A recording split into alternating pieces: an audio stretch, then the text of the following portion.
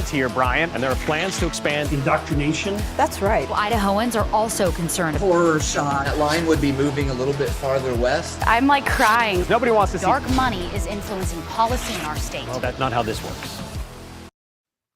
Well, hello there, and welcome to Nowhere to Hide. We're going to be talking today about news media moral bankruptcy. If they haven't declared it, they should probably consider doing so sometime soon, because it's getting so obvious. I mean, look, it's one thing to have honest disagreements on this political policy or that fiscal policy or something like that. We're headed off into a truly uncharted area. And the thing that's so breathtaking is no matter how crazy or how extreme it may become for the news media to support the latest thing, to be on the side of the latest moral imperative, my goodness, they will go there. As you're going to see, it involves some really interesting and tricky stuff. So let's dive right in. First headline, what's this? Drag performance bill heads to House floor. Now, look, I understand. In any legislative session, in any state, there are going to be, some very dry things that have to be taken care of, this and that revenue bill, and taking care of tax rates. And, there's a lot of boring stuff that's, not that exciting. But we seem to be spending an inordinate amount of time having to address things that involve trying to sexualize our children. Now, this is not a matter of, boy, there's sure a bunch of moral crusaders out there looking for something to, hang their hat on. That's not the case at all.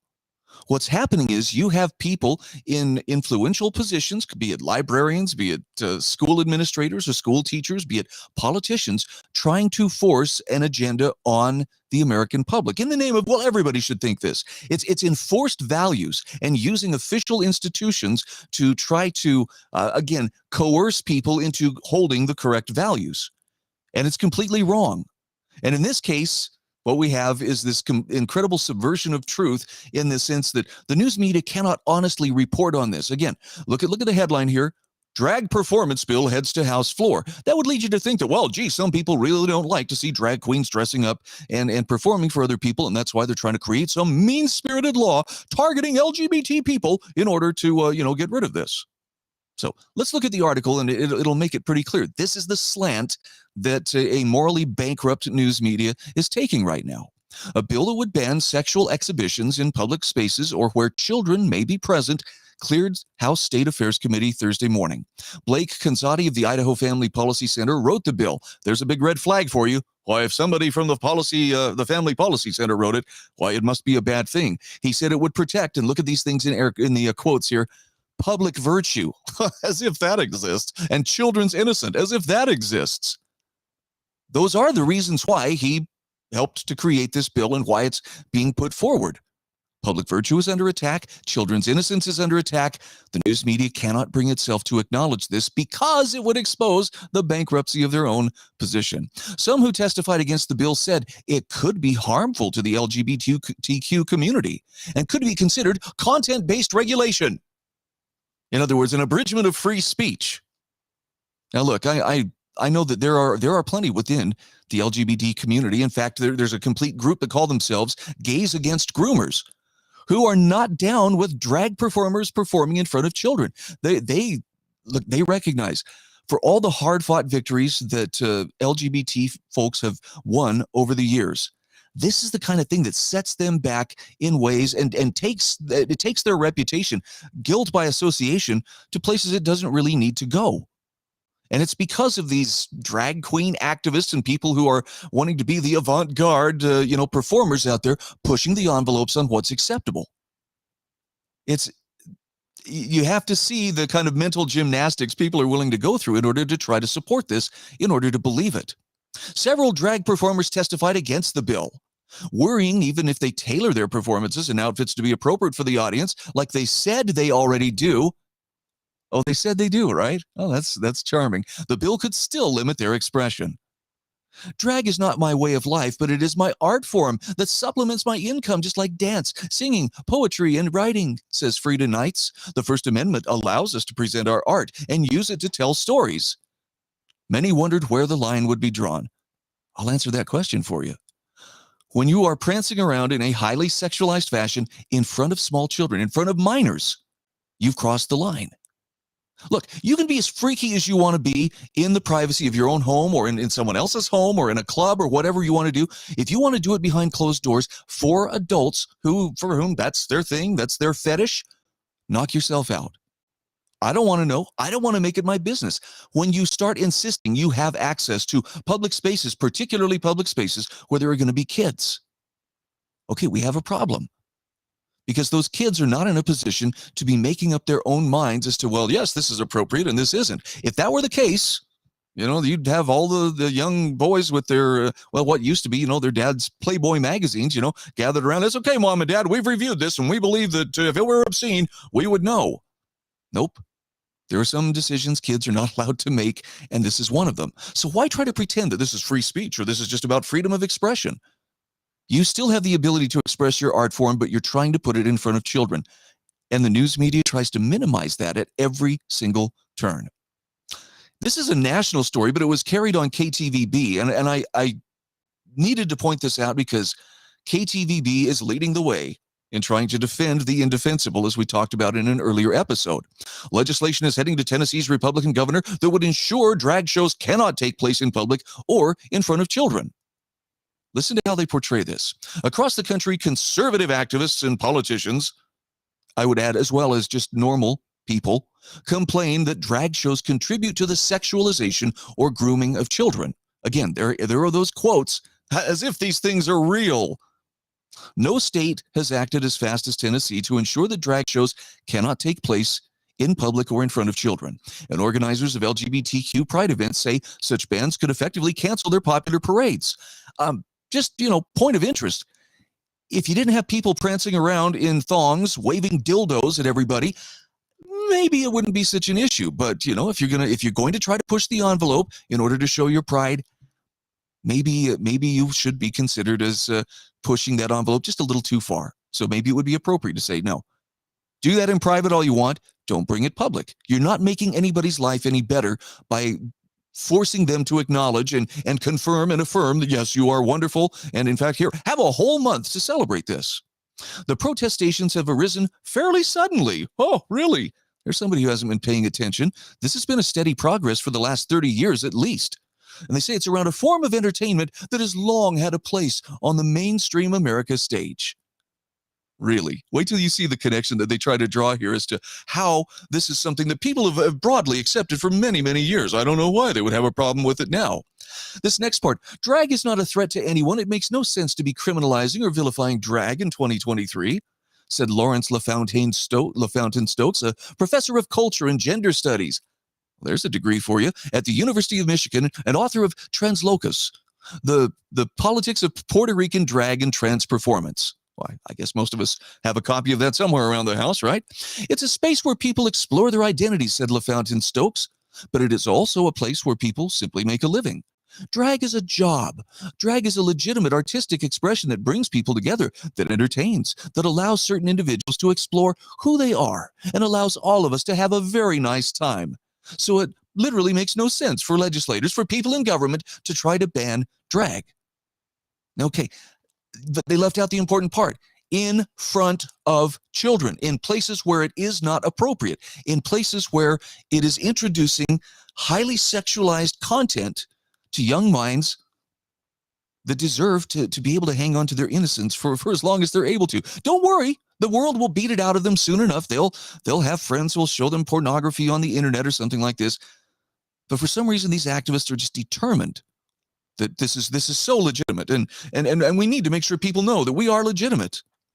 Honestly, if you were that legitimate, you wouldn't have to tell us. Just like that salesman that car salesman who's so honest doesn't really need to tell you, I'm really an honest car salesman. I'm the most honest one you'll ever see. Right. Sure you are. Look at how the Idaho Statesman portrays this.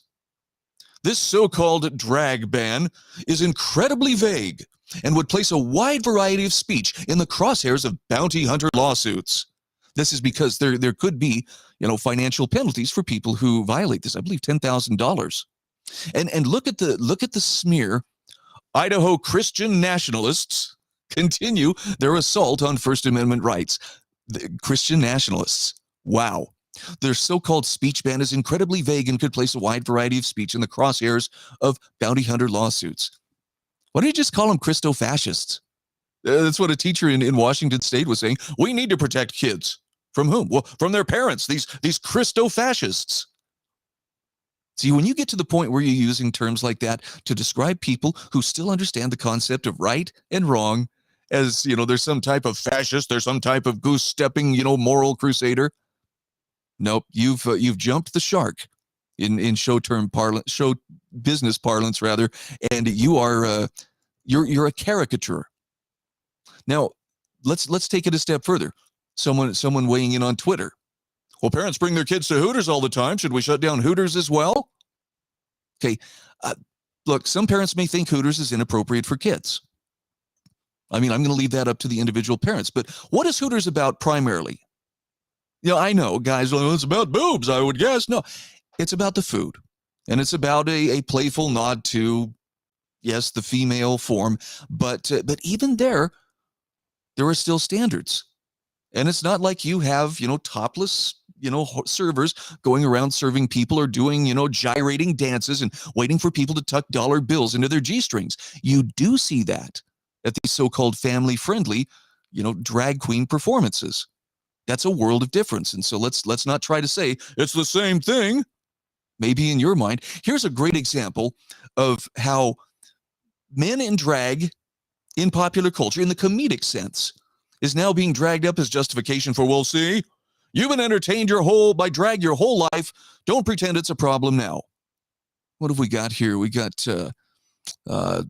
Jack Lemmon, and I forget the other guy's name here, and Some Like It Hot.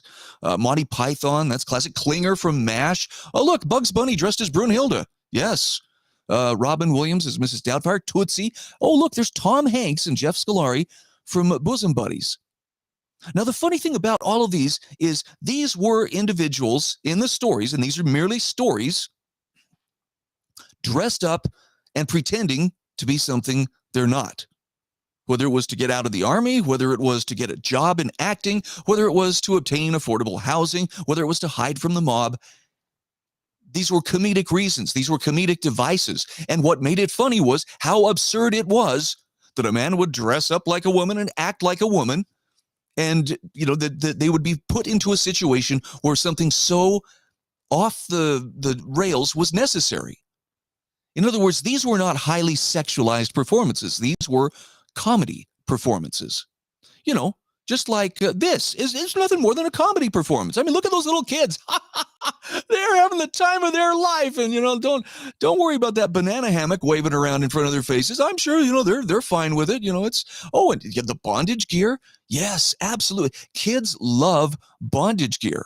Why, I can't wait to get my little nephew who's got a birthday coming up, his very own, spiky collar and smothering hood. It's just going to be amazing. Right, this is totally appropriate for kids. Okay, sarcasm off. There is no comparison. And yet people persist in trying to say that this is it's just artistic expression. It's just for fun. It's just making people happy. No, it's not. And the proof in the pudding here is it's not just limited to the drag queen shows. We are seeing this fought. We actually saw this fought a couple of places this week in terms of harmful materials for minors in libraries. Now, one bill was killed with the chairwoman of the committee actually coming back a couple of times to say, I really did the patriotic thing. I did the right thing. She needs to go talk to that honest used car salesman about how if you have to tell us how good and right what you were doing was, it probably wasn't that good and right.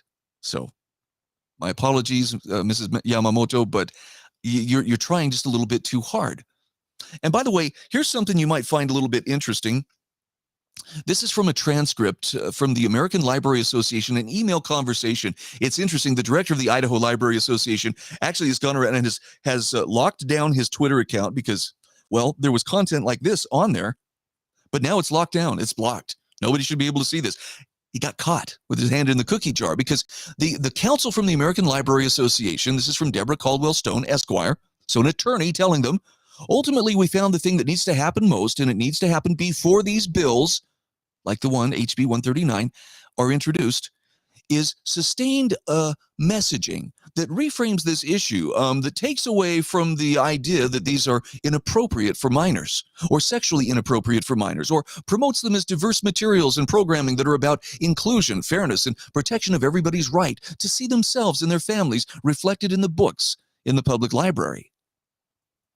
Now, it's funny, the group that calls itself the Friends, the secret friends of the library, which just has a creepy vibe all its own, was complaining that one of the books that we featured in the last segment about, or in the last video about defending the indefensible, well, there's only 7 pages out of this book. You know, there's only like 7%, maybe it was 3% of this book that even features that graphic, depictions of people engaging, young people engaging in oral sex or otherwise masturbating or whatever. So really that doesn't meet, the idea that this book was designed for titillation or for anything like that. Okay, well, let me pose a question. If I put 3% cat manure inside your sandwich, you still going to go ahead and eat it? Because, I mean, other than that 3%, it's still a perfectly good sandwich. No, it's inappropriate. It doesn't belong there. It taints the book, especially since it's aimed at children. The people that the Las Vegas shooter killed, if he only, hit 3% of the targets he aimed at, that doesn't mean he was okay to be shooting at people. It's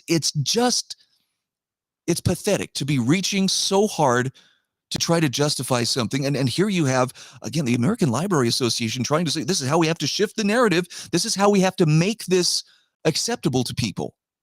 Now, it does raise an interesting question. And look, I want you to know, I'm not totally unsympathetic to the idea that look, laws are not the answer to everything. I believe that they should be very rarely invoked. I don't want to grow the authority of the state. I want to see government doing what it was intended to do, which is it exists for the purpose of keeping us free, as in protecting our God-given inalienable rights. And to do that, that means it has to stay out of the way. Most of the prohibitions, like the First Amendment and the Second Amendment and others, limit government power over us. Our natural rights limit government power over us. But there are times when a person's behavior ceases to be a private matter and becomes a public matter, and that is when the public laws have a hold on them. And it's for the sake of basic public virtue or basic decency, or in this case, protecting the innocence of children from things that they really don't need to be exposed to, no matter how, campy or how, whimsical it's portrayed as. It's perversion. And if you want to do that in private, that's fine. You're not bothering anybody. You bring it out in public, and especially you want to bring it out in public in front of children, that's a problem. I want to share with you a quote. This is from William Blackstone. Yes, the guy who wrote the commentaries on the laws of England. Why does that apply to us? Because they are the basis for the system of laws that informed the founders who gave us our system of government. And he's talking here about the absolute rights of individuals. Now, I'm going to start a little bit further up in this paragraph. Let a man be ever so abandoned in his principles or vicious in his practice, provided he keeps his wickedness to himself and does not offend against the rules of public decency. He is out of the reach of human laws. Okay, same thing applies here for these drag performers. But if he makes his vices public, though they be such as seem principally to affect himself, as drunkenness or the like, then they become, by the bad example they set, of pernicious effects to society, and therefore it is then the business of human laws to correct them. So yes, there are times when it is appropriate for law to be implemented or to be brought into play to limit the effect that people are having. And this is being pushed so hard and so fast. It's not just the drag queen shows. It's not just the sexually explicit materials in libraries. It also includes the sex education that's taking place in the schools. In fact, I want to point you towards something that I think you will find very informative if you are a person who has intellectual honesty. You can still disagree, but if you want to really see the sex ed industrial complex and what it consists of, the Idaho Freedom Foundation has put together a remarkable report that really pulls this together and backs it up with data that shows you there are numerous ways that this is reaching your kids that are not out in the open. Gender ideology pervades public schools, and that's true even in red states, even in Idaho. And Idaho's public schools have assumed an outsized role in sex education. So this is just a quick excerpt. Again, you can go to idahofreedom.org to see this report in its entirety. I think it's really worth your time. Planned Parenthood and its affiliates, funded by the federal government, are the primary drivers and providers of such programs. Known mostly for advocating for abortion, Planned Parenthood long ago got into the business of making transgenderism and sexual perversity mainstream through sex education programs. Idaho state law and standards require sex education taught in public schools to reinforce traditional family arrangements and teach abstinence. However, Idaho's state program also accepts funds from federal programs dedicated to sex education, such as the Personal Responsibility Education Program, PrEP, and Title V Sexual Risk Avoidance Education, or the SRAE program. These federal funds have strings attached and are carefully controlled by Planned Parenthood. So today we present a detailed report that examines how Planned Parenthood has taken over even conservative school districts in Idaho and across the nation. Anna K. Miller, the director of Idaho Freedom Foundation's Center for American Education, and Scott Yenner, Washington Fellow at the Claremont Institute Center for the American Way of Life, dive deep into what they call the Iron Triangle of activists, legislators, and bureaucrats who are working together to groom children to be the vanguard of sexual perversity and degeneracy in a new, sexually liberated America. Now, the fact that they use the term vanguard, I think, is very on target, because that is how Marxists advance their cause as well. And what you're seeing in the woke agenda, which includes all of this gender ideology, includes this extremely graphic sexual education and breakdown of morals. This is classic Marxism, cultural Marxism. Okay, they've taken it out of the economic realm, out of the political realm, and put it specifically into cultural terms.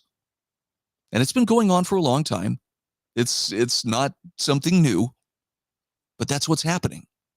So this report, I believe, is about 80 pages long. It's well worth your time. If you're so inclined to be informed on it, take a look at it and see for yourself. This isn't a figment of people's imagination. No matter how much gaslighting, well, there's nothing big, and we can't even tell. Just suddenly, out of nowhere, people are suddenly opposed to this kind of stuff. Well, they need to be opposed to it. And thankfully, there have been people who've been paying attention all along. Now, here's something curious, and I'm sure totally unrelated. Well, what's this? The Idaho Department of Health and Welfare is reporting syphilis cases reported in Idaho have doubled since 2019. Huh. That is so unusual. Do you suppose it's because we threw the science and sex education out the window? Well, let's see. Which science are we talking about? Are we talking about the science that says men can give birth? Are we talking about the sex education that teaches kids, how to play with sex toys and how to experiment with oral and anal sex, as young as possible? No, I'm sure that stuff is perfectly good. That'll clear this right up. Yeah, it's the anything goes attitude that appears to have had consequences. And Blackstone, by the way, would say, that's what happens when you violate natural law. And one of the natural laws is if you engage in wanton promiscuity, there are costs that come along with that. Sometimes in the form of diseases, sometimes in the form of broken homes, sometimes in the form of shattered emotional lives and minds and so forth. This isn't a new concept. It's not like, wow, if only scientists would have discovered that some time ago. You can look at human history. You can look at human nature. And it's been true through pretty much any period of human civilization. People who give themselves over to pleasure seeking at all costs will find their civilization and their culture in decline. That is the pattern. And it doesn't matter whether it's a big or small civilization. It doesn't matter whether it's primitive or advanced. If they give up what they call their marital continence, in other words, restraining themselves from just going out there and having sex at every occasion and just looking for pleasure around every corner, but instead focusing those things on in productive ways. In other words, in a marriage relationship, and within that marriage relationship, staying faithful to your partner for life, raising the children that you sire together for life. That's where stability comes from. That's where channeling that energy and those appetites actually builds civilizations. The ones who just run around like a bunch of monkeys with their hands in their crotch, yeah, they decline. That shouldn't come as a surprise. All right, I'm happy to tell you there is also a story that is not about sexual content. I'm so grateful for this. Idaho Capital Sun reporting yesterday, the Idaho House is passing along 3 bills opposing environmental, social, and governance standards. Now, these ESG bills, according to opponents, would increase government bureaucracy to comply with the requirements. But let's talk a little bit about what's actually going on here. Clark Corbin reports the Idaho House of Representatives passed 3 consecutive bills Thursday that oppose environmental, social, and governance, or ESG standards used in business investments and credit ratings. Now, the ESG standards can be used to indicate a commitment to environmental stewardship, no way that could get out of hand, sustainability, or to indicate social consciousness. There's another word for that. It's wokeness.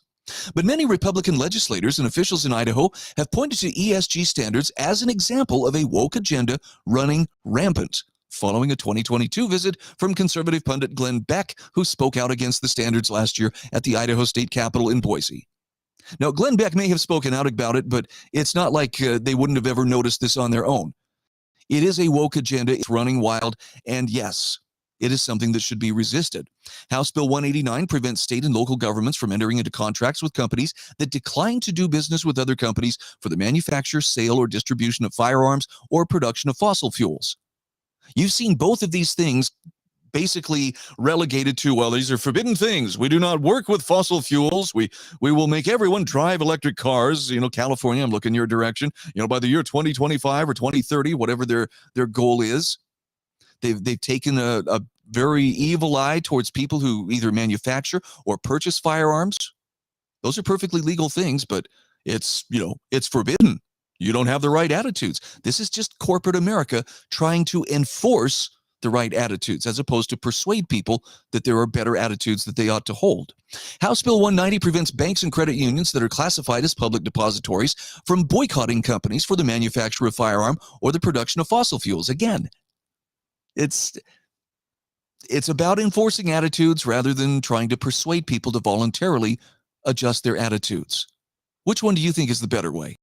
I know the control freaks are like, you gotta force them, that people won't do it otherwise. Maybe it's because those people know better. Did you think of that?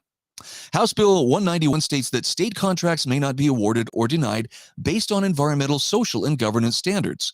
Instead, contracts must be awarded based on competitive pricing, contractor qualifications, and contract requirements. So you can't just be woke in order to get the proper brownie points to secure contracts. You actually have to be competitive.